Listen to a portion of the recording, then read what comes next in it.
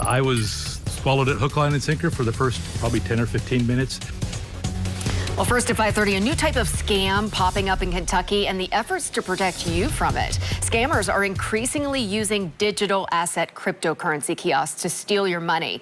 These machines look just like ATMs and can be found just about anywhere. WLKY's Madison Elliott spoke to the FBI and someone who is faced with this type of scam. She's getting the facts on why legislators are now cracking down.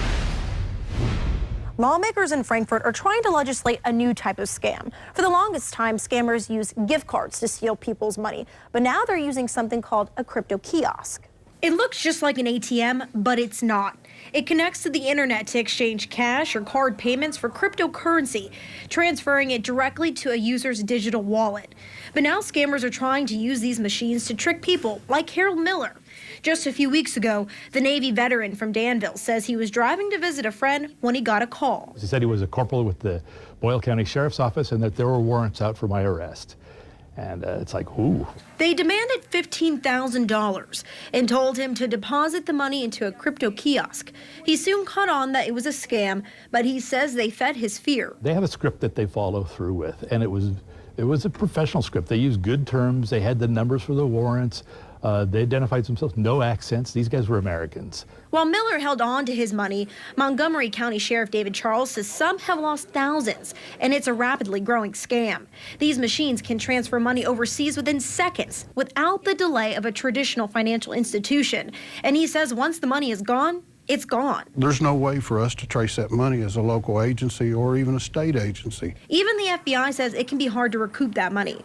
We sat down with Special Agent William Kurtz at the Louisville FBI office. So the use of cryptocurrency is just a new take on old fraud schemes, right? Financial fraud schemes. According to the FBI in Kentucky, there are up to 450 crypto kiosks in the state, and up to 250 of those are in the greater Louisville area, which includes Jeffersonville and New Albany. In 2025, crypto-related losses in Kentucky accounted for around $60 million. Scammers use a variety of methods to contact victims, from social media, dating sites, and even by buying your information online. If you don't know somebody in real life, if you've never met them, if you don't have a true personal, in-person relationship with them, never send money to somebody that you don't know. And now Miller is using his experience to educate others, and he testified alongside AARP on Wednesday. No legitimate government agency will ask you to pay with crypto coin or with the gift card. In Frankfort, Madison Elliott, WLKY News.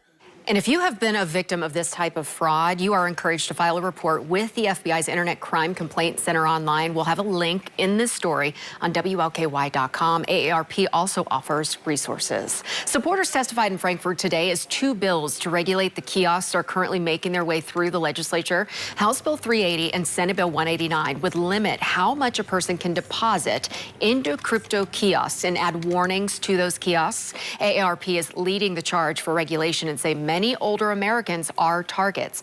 One of the largest kiosk operators in the state, CoinFlip, also testified in favor of House Bill 380 on Wednesday. Company representatives said while their kiosks already include warnings about scams, they believe more protections are good.